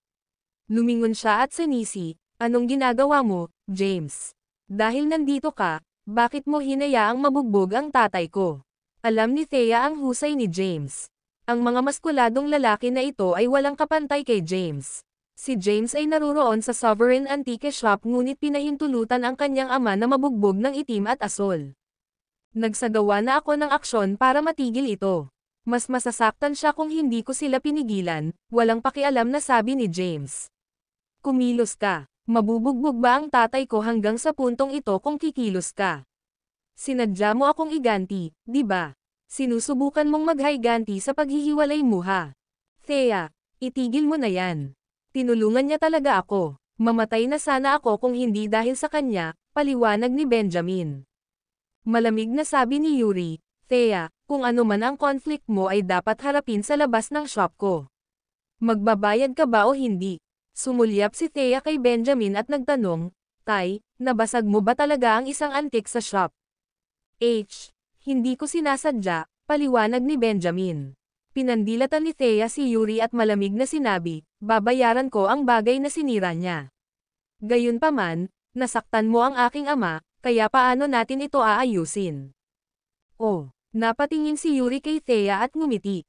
Ikaw ang unang nang ahas na kausapin ako ng ganyang tono. Dahil nasabi mo na ito, pag-usapan natin ito.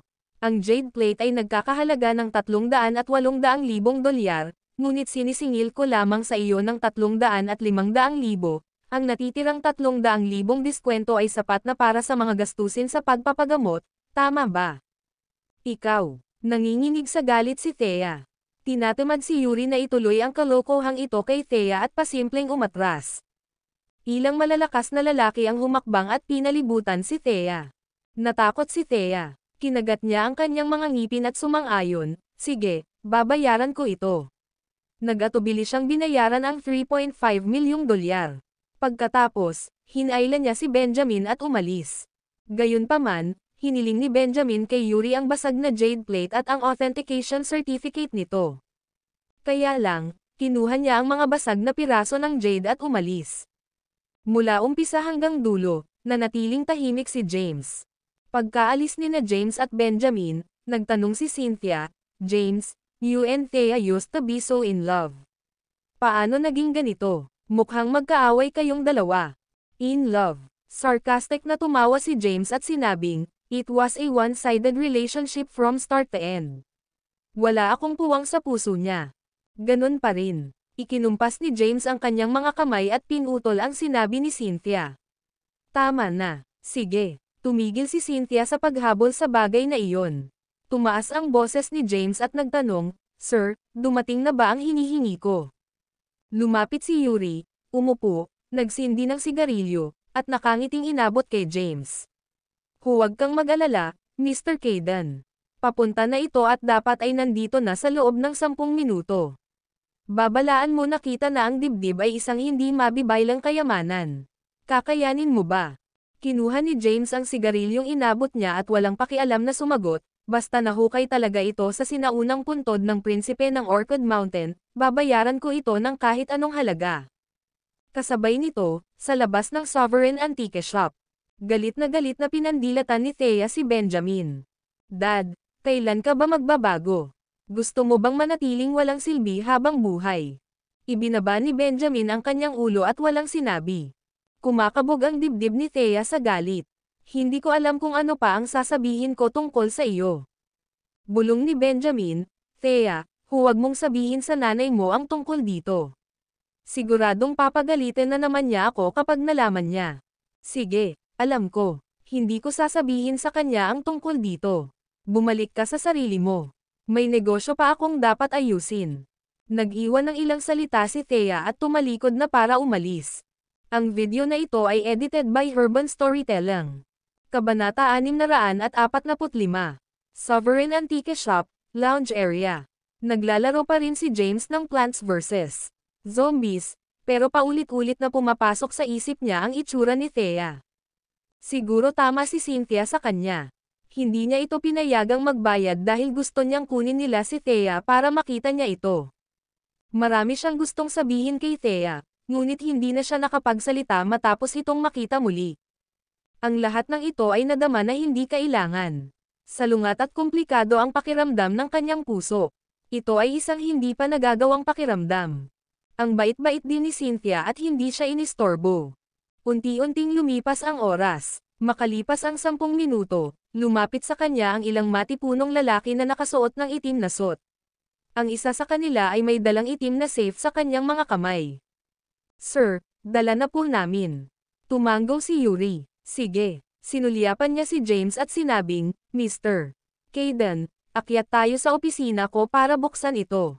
Tumayo si James. This way, please. Sumenya si Yuri sa kanya sa itaas at agad na naglakad sa harapan para manguna. Dinala ni Yuri sina James at Cynthia sa isang opisina sa ikalawang palapag. Pagkatapos, naglagay siya ng password sa black safe at binuksan ito. Sa loob ng safe ay may maliit na dibdib. Ito ay isang tanso at kinakalawang na parisukat na dibdib na may diameter na halos 10 sentimetro. Ito ang dibdib na nahukay mula sa sinaunang puntod ng prinsipe ng Orchid Mountain. Inilabas ni Yuri ang maliit na bronze chest at ibinigay kay James. Kinuha naman ni James. Bagamat maliit ang dibdib, medyo mabigat ito at malamang mga 2 kilo. Pagkatapos ay siniyasat niya ito. May mga misteryosong pattern na nakaukit dito na parang mga pictograph. Sa kasamaang palad, hindi sigurado si James sa ibig sabihin nito. Kasabay nito, napansin niya ang isang maliit na butas sa loob nito. Paliwanag ni Yuri, ang maliit na dibdib na ito ay pambihira. Ito ay gawa sa mga espesyal na materyales at hindi kapani-paniwalang matibay. Imposibleng buksan ito kahit na ang advanced na teknolohiya at ang mga nilalaman sa loob ay hindi alam. Siniyasat ito ni James para sa isang putipa at inilagay ito sa mesa. Paano mo nakuha ang iyong mga kamay dito? Tanong niya. Hindi itinago ni Yuri ang katotohanan at tapat na sumagot, noong nakaraan, isang gang ng mga libingang magnanakaw ang pumasok sa sinaunang puntod ng prinsipe ng Orchid Mountain at natagpuan ang kahon ng dibdib, gayunpaman, may umagaw nito at dinala sa Kensington. Pagkatapos ng ilang pabalik-balik, sa kalaunan ay nakarating ito sa Sovereign Antique Shop. Nag-isip sandali si James at sinabing, bigyan mo ako ng presyo. 100 milyon, agad na alok ni Yuri. Sige, deal. Hindi man lang nakipagtawaran si James. Ang 100 milyon ay astronomical para sa mga ordinaryong tao, ngunit ito ay wala sa kanya. Kinuha niya ang kanyang Black Dragon card at sinabing, I swipe ang card ko. Sinulyapan ni Yuri ang card ng Black Dragon, at ang kanyang puso ay nayanig. Gayunpaman, napanatili niya ang isang poker face habang ini-swipe niya ang card. Pagkatapos magbayad, inilagay ni James ang maliit na dibdib na kulay tanso sa safe at iniwan ito sa kamay. Pagkaalis niya, nilabas ni Yuri ang phone niya at nag-dial ng number. Ibinigay ko na ang dibdib kay James. Isang boses ang narinig mula sa kabilang dulo ng telepono. Sige, noted. Hindi mo kailangang mag-alala tungkol sa iba pa. Naiintindihan. Ibinaba ni Yuri ang telepono. Sa labas ng Sovereign Antique Shop. Nagdududang tanong ni Cynthia, James, ano itong maliit na dibdib? Bakit gumastos ka ng 100 milyon para bilhin ito? Hindi ko rin alam. Uuwi muna ako, umiling si James habang sumagot. Sumakay ng taxi si James pabalik sa Goodview Villa District. Goodview Villa District, ang House of Royals. Sala. Binuksan ni James ang safe, inilabas ang kulay bronze na dibdib, at inilabas ang susi na ipinasa sa kanya ni Scarlett kanina. Ipinasok niya ito sa keyhole. Madaling na ipasok ang susi. Sa sandaling ito, kinabahan si James. Ano ba ang nasa kulay bronze na dibdib na ito? May kaugnayan ba ang mga nilalaman sa moonlit flowers sa cliffside's edge? Maaalis ko ba ang mga lihim na nakatago sa mga bulaklak na liwanag ng buwan sa cliffside's edge? Isip ni James. Ang video na ito ay edited by Urban Storytelling. Kabanata 646. Napabuntong hininga si James. Napatingin din si Cynthia ng maigi. Na-curious din siya sa laman ng dibdib na handang gumastos si James ng 100 milyon para bilhin. At the same time, nagdududa rin siya kung bakit si James ang may susi para buksan ang dibdib. Sa titig ni Cynthia, marahang pinay-hit ni James ang susi. Isang malutong at malakas na tunog ang umalangaw-ngaw. Bahagyang bumukas ang kulay tansong dibdib. Nakadikit ang mata ni James sa dibdib. Sa loob ng dibdib ay may nakatiklop na balumbon. Maingat niya itong inilabas. Ang sinaunang balumbon ay gawa sa kakaibang materyal, na pinapanatili itong maayos na napanatili. Kasabay nito, medyo mabigat. Binuksan ito ni James at inilapag sa mesa. Ang sinaunang balumbon ay napakalaki, na umaabot sa 1 metro ang haba kapag ito ay nabuksan. Ano ito? Sinulyapan ni Cynthia ang mga guhit sa sinaunang balumbon at naguguluhan. Ito ba ay isang scroll ng mga meridian at acupuncture point? Tanong niya. Maingat na pinagmasdan ni James ang balumbon. 18 maliliit na figure ang iginuhit sa balumbon. Ang bawat figure ay minarkahan ng ilang pulang tuldok at linya. Si James ay isang dalubhasa sa mga kasanayang medikal at alam niya ang istruktura ng mga meridian at acupuncture point ng katawan ng tao. Sa isang sulyap, alam niya kaagad na ito ay mga marka ng mga meridian at acupuncture point sa katawan ng tao. Hinawakan niya ang kanyang baba at nag-aalinlangan na bamulong, mukhang simpleng mapa ito ng mga acupuncture point at meridian. Ano ang kinalaman nito sa moonlit flowers on Cliffside's Edge? Naunawaan ni James ang mga marka ng acupuncture at meridian sa scroll. Napaka-ordinaryo nila, at walang espesyal sa kanila. Sa katunayan, ang ilang mga marka ay lumabag pa sa medikal na pangangatwiran at walang kahulugan para sa paggamot, na sumasalungat sa mga kasanayang medikal na natutunan niya sa nakaraan. Sino ang naglabas ng impormasyon na ang sinaunang dibdib na ito ay maaaring magbukas ng mga lihim ng moonlit flowers sa Cliffside's Edge? Naguguluhan si James. James, ang tinutukoy mo ba ay ang moonlit flowers on Cliffside's Edge na naipasa sa loob ng 1,000 taon? Yung may market price na $1,800,000,000. Tanong ni Cynthia. Tumango si James. Oo. Tinupin niya ang sinaunang balumbon, ibinalik ito sa dibdib, at muling ikinulong sa loob ng safe. Pagkatapos, inilagay niya ito sa isang malaking safe sa loob ng House of Royal. Nakuha niya ang dibdib na nahukay mula sa sinaunang puntod ng prinsipe ng Orchid Mountain. Nakita na rin niya ang laman nito. Gayunpaman, wala siyang ideya kung ano ang kinalaman nito sa moonlit flowers sa Cliffside's Edge. Upang malutas ang mga lihim, kailangan niyang hanapin ang taong naglabas ng impormasyon. Bukod dito, kailangan din niyang hanapin ang tunay na moonlit flowers on Cliffside's Edge painting. Matapos ilagay ang lahat, umupo siya sa sofa, humihit-hit ng sigarilyo habang malalim ang iniisip. Hindi na siya inistorbo ni Cynthia matapos niyang makitang nawala siya sa kanyang pag-iisip.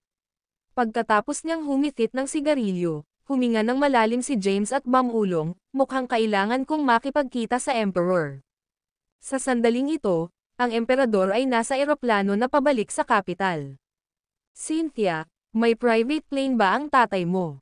Oo, bakit? Tumango si Quincy at nagtanong. Hiramin ko ang private plan ng papa mo. Kailangan kong pumunta sa kapital, sabi ni James.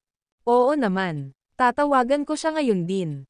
Tinawagan ni Cynthia ang kanyang ama at mabilis na niresolba ang problema. Pagkatapos makakuha ng permiso, magkasamang naglakbay sina James at Cynthia papuntang capital sakay ng pribadong eroplano ni Zane. Sa hapon, lumitaw ang dalawa sa Seoul's capital, isang maunlad na metropolis na may mahalagang posisyon sa buong mundo. Sa mataong kalye, malapit na sumunod si Cynthia sa likod ni James at curious na nagtanong, James, bakit bigla kang gustong pumunta sa kapital? Sino ang hinahanap mo sa kapital? Pupuntahan ko ang pinuno ng 5 commander at ang commander ng Red Flame Army, ang Emperador, matigas na sagot ni James. Ano? Bakit kailangan mo siyang makita? Nagulat si Cynthia sa sagot nito at nagpatuloy sa pagtatanong. Hingin mo sa kanya ang bulaklak na liwanag ng buwan sa Cliffside's Edge, makatutuhan ang sagot ni James. Ang moonlit flowers on Cliffside's Edge ay isang heirloom ng pamilya na ipinasa sa Cadence. Matibay ang kanyang paniniwala na ang emperador ay mayroong buwan na bulaklak sa gilid ng cliffside. Sa pagkakataong ito, ipinangako niyang pilitin ang emperor na ibigay ang buwan na bulaklak sa cliffside. Edge kahit na ano. Ang video na ito ay edited by Urban Storytelling. Kabanata 647. Seoul's Capital, isang courtyard house. Ito ang Emperor's Mansion, ang tirahan ng pinuno ng Emperor the Five Commander at ang commander ng hukbo ng Red Flame. Nakabalik na ang emperador sa kabisera. Sa looban, sa ilalim ng gazebo. Isang lalaking nasa katanghaliang gulang na nakasuot ng itim na suit ang kausap ang isang binata na nasa edad 20. Kuya Caden, ilang taon na kitang hindi nakikita. High school ka pa lang nung huli kitang nakita. Ano ang nagdala sa iyo dito ngayon? Ang nasa katanghaliang gulang na lalaki sa itim na suit ay ang emperador. Mr. Johnston, sa totoo lang, nakatanggap ang pamilya ko ng balita na lumitaw ang isang dibdib mula sa sinaunang puntod ng Prince of Orchid Mountains sa Kensington. Ipinaalam din sa amin na ang inapo ni Thomas ay nakahawak dito. Pinadala ako dito ni Lolo para sa dalawang layunin. Ang isa ay ang kunin ang dibdib, ang isa ay ang pumatay sa inapo ng taksil ng pamilya, si Thomas. Ipinaliwanag ng binata ang kanyang motibo. Siya ay isang gwapong lalaki na nakasuot ng puting sando na mahinahong magsalita at may conceited na ekspresyon. Ang emperador ay miyembro ng Johnstons, isa sa Ancient Four. Ang kanyang tunay na pangalan ay Theodore Johnston. Sinulyapan niya ang binata sa kanyang harapan at nakangiting sinabi, "Natatakot ako na hindi madaling patayin si James. Hindi mo ba alam ang kanyang mga nagawa? 10 taon na siyang sundalo at umakyat na. Ang mga ranggo mula sa isang sundalo hanggang sa commander ng Black Dragon Army. Sa kabila ng pagbibitiw, mayroon siyang Blade of Justice, at walang sino man sa Sol ang maaaring pumatay sa kanya." Ngumuso ang binata at malamig na sinabi, "Sino ang makakapidyo sa mga Caden na alisin ang isang taksil?" Siyempre walang tao. Ngumiti ang emperor at muling sinabi, "Sa kabila nito, marami siyang awtoridad ngayon." Ang mga Caden ay hindi kailanman naging interesado sa mga gawain sa labas ng mundo. Gayunpaman, ang pagpatay kay James ngayon ay magdudulot ng galit ng publiko. Nakatanggap na ako ng balita na nagpakita si James sa kapital. Malamang na nakuha na niya ang dibdib na nahukay mula sa sinaunang puntod ng prinsipe ng Orchid Mountain at nakuha ang nilalamang may kakayahang tumuklas sa mga lihim ng moonlit flowers sa cliffside's edge. I'm sure that's why. Ang video na ito ay edited by Herban Storytelling. Kabanata 648. Ngumiti ang emperor at wala nang sinabi pa. Maya-maya, may isang lalaki at babae na lumapit sa kanila. Si James at Cynthia iyon. Agad na tumayo ang emperor at ibinuka ang kanyang mga braso para yakapin si James. "James, bihirang bisita." Itinaas ni James ang kanyang paa at sinipa ang emperor habang malamig na sinabi, "Huwag kang mag-artista. Alam mo kung bakit ako nandito." Mabilis na umiwas ang emperor sa kanyang sipa at napaatras ng ilang hakbang. "Anong ibig mong sabihin, James?" "Hindi ko alam kung bakit mo ako pinuntahan," sabi ng emperor na may pagtataka. "Ikaw si James." Isang boses ang tumunog. Narinig ni James ang boses at lumingon sa pinanggalingan. Tumayo ang isang binata na nasa 20s. Nakasuot siya ng puting sando, nakatingin sa kanya ng masama. "Sino ka?" Kumunat ang noo ni James. Sumulyap si Bobby kay James at mahinahong sinabi, "Bobby Caden." Lalong nagsalubong ang mga kilay ni James. "Sino ang taong ito?" Ngumiti ang emperor at sinabi, "James, hayaan mong ipakilala kita. Ito si Bobby mula sa Cadence of the Ancient Four. Lolo mo ang lolo niya. Strictly speaking, pinsan mo siya." Malamig na sabi ni Bobby, 30 taon na ang nakalilipas. Ninakaw ni Thomas Caden ang kayamanan ng aming pamilya at matagal nang pinaalis sa mga Caden. Siya ay isang taksil sa aming pamilya at nararapat na mamatay. Dahil inapo ka niya, dapat ka na ring mamatay. Dahil nasa iyo ang kaban ng kayamanan na nahukay mula sa sinaunang puntod ng prinsipe ng bundok ng Orchid, ibigay mo ito sa akin, at hahayaan kitang mamatay ng buo ang iyong buong katawan. Mayabang si Bobby. Hindi man lang niya sineseryoso si James. Ngumiti ang emperor at nagtanong, "James, pumunta ka sa akin dahil sa tingin mo ay kasama ko ang moonlit flowers sa cliffside's edge at dapat narito para kunin ito, tama ba?" Gayunpaman, ang katotohanan ay ang mga Caden ang sanhi ng pagkamatay ng iyong pamilya. Sila ang kumuha ng moonlit flowers sa cliffside's edge. Dahil hinahanap mo ito, dapat mong tanungin si Bobby tungkol dito. Ganun ba? Nagpakita ng gulat si James. Alam niya na ang mga bulaklak na liwanag ng buwan sa cliffside's edge ay nahulog sa mga kamay ng isang maimpluwensyang tao sa kabisera at palaging iniisip na ang emperor ang mayroon nito. Ito ay dahil ang emperador ay may hindi mabilang na mga pakana, at ang lahat ay laging nakaugnay sa kanya. Hindi inaasahan ni James na ang pagkamatay ng kanyang pamilya ay sanhi ng mga Kayden. Nakatutok ang mga mata niya kay Bobby. Dahan-daang lumapit sa kanya si Bobby.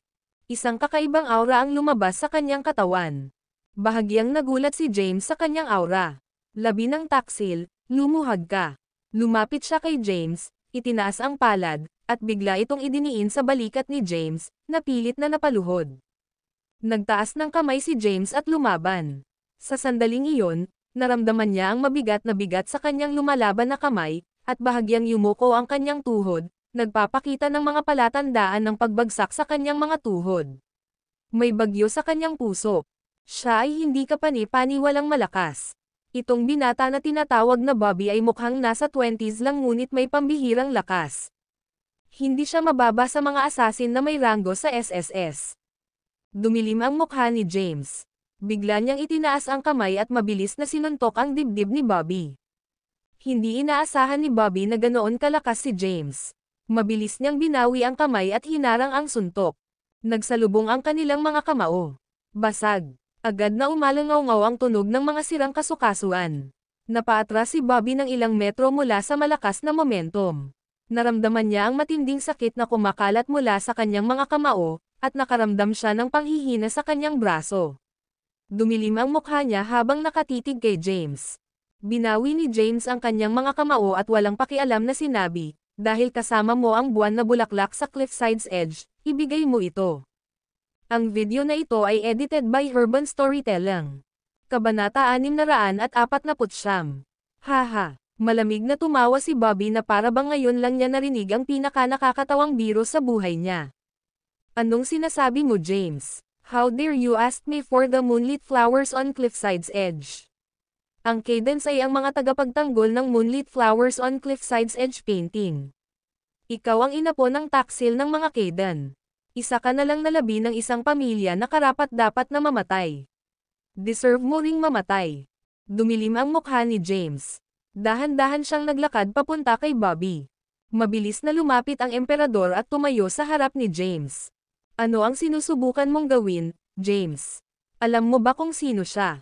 Siya ang direktang inapo ng mga Caden at ang magiging pinuno ng mga Caden. Angkan ka lang ng taksil ng mga Caden. Napakawalang galang na hindi ka lumuhad para batiin ang magiging padre de pamilya. Umalis ka na, sigaw ni James. Ang kanyang boses ay parang dagandong ng kulog, na nagpatigil sa Emperor. Nabawi lang ng Emperor ang kanyang katinoan pagkatapos ng ilang segundo. Sa katunayan, dumating lang siya para magpakita ng palabas at nagsabi ng ilang salita. Dahan-dahan siyang umatras. Pinandilatan ni Bobby si James, na may galit at nakakatakot na ekspresyon, at dahan-daang naglakad papunta sa kanya. *it. Bakit napakalakas ng lalaking ito? Nabigla si Bobby sa lakas ni James. Pagkatapos ng suntok kay James, nabasag ang kanyang mga kasukasuan, at hindi siya makaipon ng lakas sa kanyang braso. May death wish ka ba, James? Galit na ungol ni Bobby.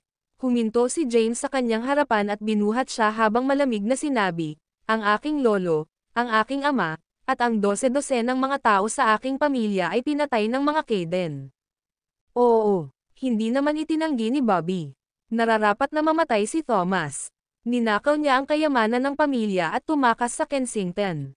Traidor siya sa pamilya namin. Ayon sa mga tuntunin ng pamilya, kailangan niyang mamatay, at ikaw din. Papatayin muna kita. Sige at subukan mo. Walang dapat ikatakot si Bobby. Inimbestigahan na niya ng maigi ang background ni James. Sa impluwensya ng mga Caden, madaling makakuha ng impormasyon tungkol sa kanya. Alam ni Bobby ang lahat tungkol sa ginawa ni James sa Kensington. Alam din niyang malakas si James. Gayunpaman, hindi niya inaasahan na magiging ganoon kalaki siya. Pero alam niyang may isang kahinaan si James, si Thea. Buti palayain mo ako kung gusto mong buhayin si Thea. Nang marinig ang pangalan ni Thea, bumilis ang tibok ng puso ni James. Binitawan niya si Bobby at malamig na tinitigan ito.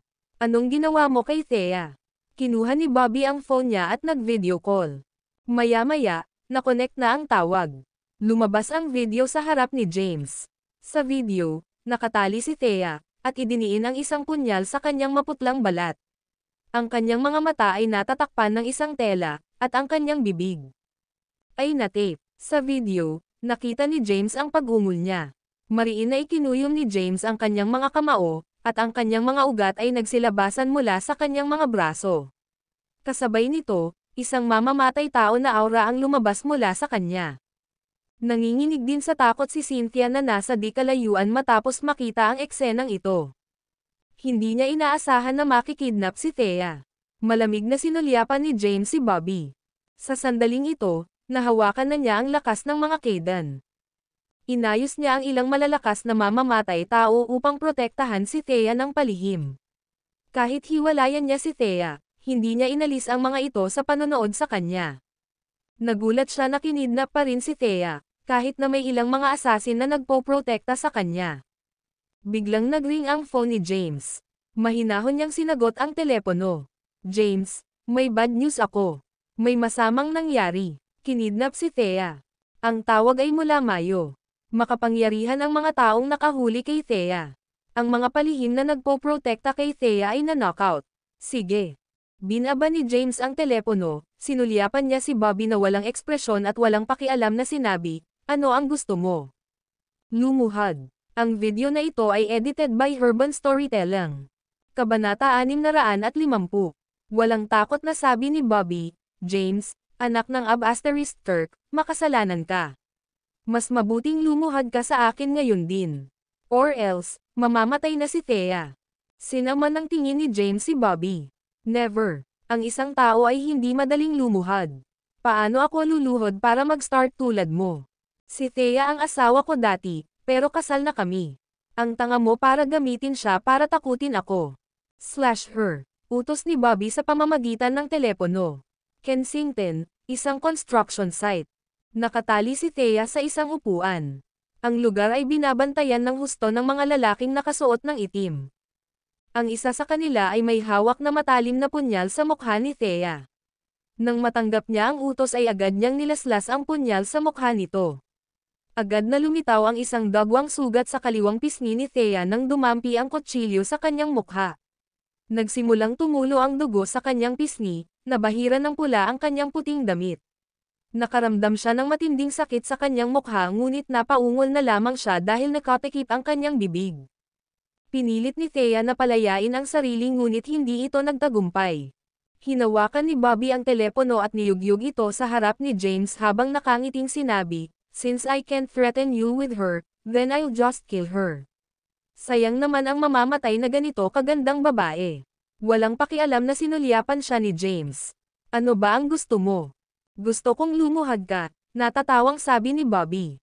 Pwede mo siyang patayin. Gayunpaman, sinisiguro ko sa iyo na papatayin din kita. Walang tigil si James. Kahit na may malasakit pa rin siya kay Thea, alam niyang hindi talaga siya makakapag-kompromiso sa ngayon. Alam niyang sasakupan ni Bobby ang kanyang kahinaan at patuloy na banta sa kanya kapag nakipag-kompromiso siya, inilalagay ang sarili sa isang pasibong posisyon. Kaya naman, kinailangan niyang magpanggap na walang pakialam. Sa totoo lang, nagpapanik siya sa kanyang puso ngunit hindi ito maipakita sa kanyang mukha. Kumunat ang noo ni Bobby. From his investigations, James supposedly a lot about her. Gayunpaman, hindi siya nabantaan. Saglit siyang nag-isip at sinabing, James, hindi ko na kayo pahihirapan ni Thea. Ibalik mo ang bagay na pag-aari ng mga Kayden, at pakakawalan ko siya. Anong sabi mo? Yung bagay. Mayroon bang anumang mayroon ako ngayon na pag-aari ng mga Kayden? Sinaman siya ng tingin ni James at nagtanong. Bakit ka pa nagpapanggap na tanga? Pinag-uusapan ko ang tungkol sa dibdib na nahukay mula sa sinaunang puntod ng prinsipe ng Orchid Mountain na may mga nilalaman na nauugnay sa pamana ng aking pamilya, ang Moonlit Flowers on Cliffside's Edge. Huwag mong subukang linlanggan ako sa pagsasabing wala ito sa iyo. Napatingin si James kay Emperor. Nagkibit balikat ang Emperor at sinabing, wala akong sinabi, James. Ang kapangyarihan ng mga Kayden ay lumampas sa iyong imahinasyon. Ang mga Kayden ay ang mga pinuno ng Ancient Four at may mga intelligence network sa buong mundo. Madali para sa kanila na malaman ang mga ganoong bagay. Nasa safe ito sa House of Royals. Huminga ng malalim si James. Walang nahukay sa dibdib mula sa sinaunang puntod ng prinsipe ng Orchid Mountain kundi isang sinaunang balumbon. Mayroon lamang itong 18 figure na may ilang acupuncture at meridian markings dito. Kabisado na sila ni James. Kaya naman, hindi mahalaga kung ibinigay niya ito kay Bobby. Tumawag si Bobby at sinabing, mabilis na pumunta sa House of Royals at buksan ang safe. Pagkatapos niyang mag-order ay ibinaba na niya ang telepono. Malamig na tinitigan siya ni James. Sinaman naman siya ng tingin ni Bobby. Humakbang ang emperador at sinubukang pakalmayan ang kapaligiran. Nakangiti niyang sabi, anong pupuntahan niyo?